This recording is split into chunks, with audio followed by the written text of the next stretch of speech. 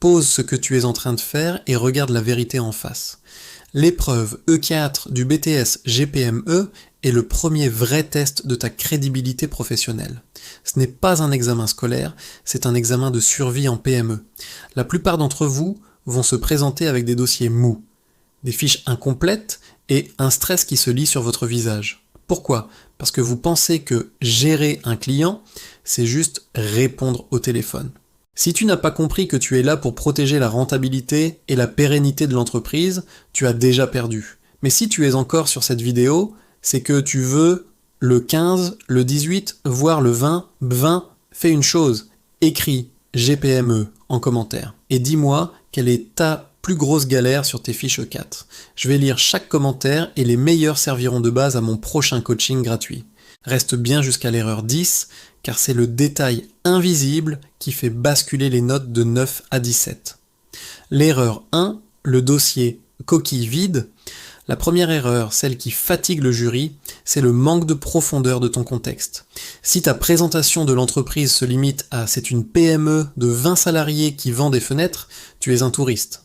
Le jury veut une analyse diagnostique. Quels sont les enjeux ? Quelle est la menace ? Est-ce que le risque client augmente ? Est-ce que les fournisseurs nous imposent des délais suicidaires ? Si tu ne poses pas un diagnostic de danger, ton action n'a aucun intérêt. Tu n'es pas là pour faire de la figuration, tu es là pour résoudre une crise silencieuse. L'erreur 2, confondre administratif et commercial. Tu n'es pas un pur commercial, tu es le bras droit du dirigeant. Si tu présentes une fiche où tu te contentes de vendre, tu es hors sujet, le jury veut voir la gestion du risque. As-tu vérifié la solvabilité du client avant de lui accorder un délai de paiement ? As-tu analysé les conditions générales de vente ? Si tu ne parles pas de facturation, de relance, de litige ou de rentabilité, tu n'es pas un gestionnaire, tu es un stagiaire de 3e. L'erreur 3, le manque de preuves. La 3e faute, c'est de venir sans preuve. J'ai relancé le fournisseur. Ah bon ? Montre-moi le mail. J'ai comparé les devis.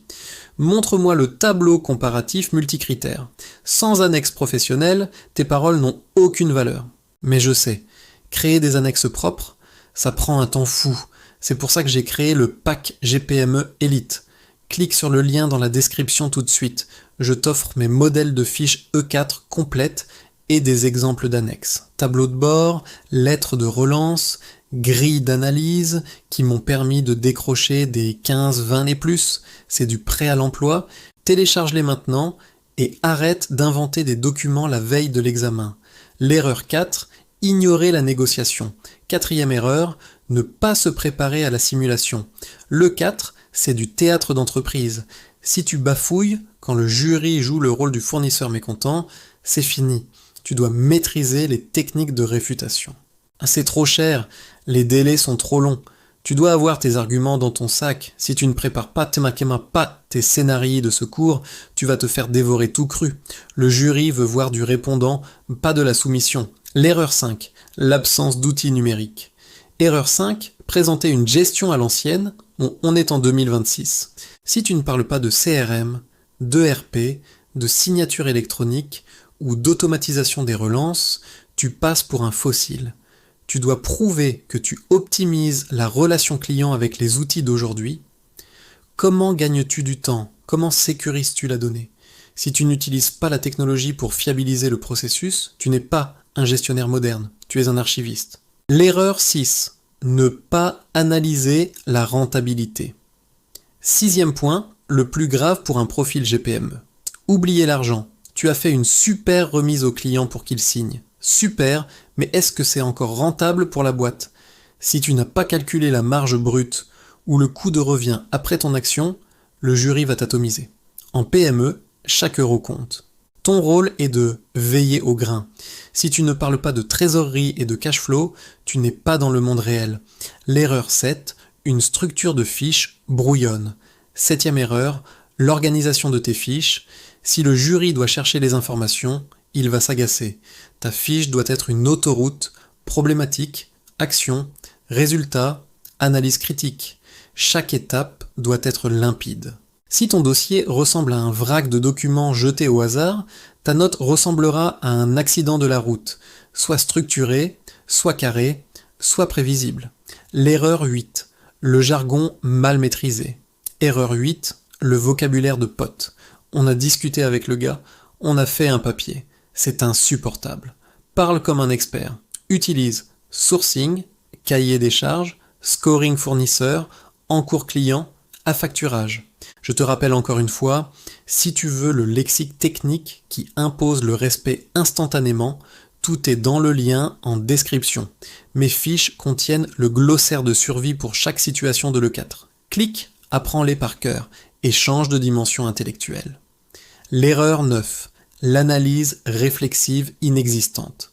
L'avant-dernière erreur, c'est de croire que ton action était parfaite. Le jury adore l'autocritique. Qu'est-ce que vous auriez pu mieux faire ? Si tu réponds rien, tu as perdu. Tu dois être capable de prendre du recul. Avec le recul, j'aurais dû mettre en place une alerte automatique sur les délais de livraison. Montre que tu as appris de tes erreurs. C'est ça, la maturité d'un futur collaborateur de dirigeant. L'erreur 10, le manque de dynamisme. Enfin, la 10e erreur, celle qui tue les dossiers, même excellents, le manque d'énergie. Si tu récites ton dossier comme un robot déchargé, le jury va s'endormir. Le 4 est une épreuve de conviction. Tu es là pour vendre ton projet, pour vendre ton efficacité. Regarde-les dans les yeux, sois dynamique, sois fier de ton travail. Si tu n'as pas l'air convaincu par ce que tu as fait, pourquoi le jury le serait-il ? La gagne, ça se transmet. Conclusion. Ton destin est entre tes mains. Voilà les 10 obstacles qui te séparent du 15-20. Maintenant, tu as 2 options. Soit tu continues à bricoler tes fiches dans ton coin en espérant que le jury soit de bonne humeur, soit tu passes à l'offensive. Télécharge les dossiers complets et les fiches en description, bosse ta posture et va chercher cette note qui va faire briller ton diplôme. Le BTS GPME n'est pas difficile pour ceux qui ont la méthode. À toi de montrer que tu en fais partie. On se retrouve au sommet.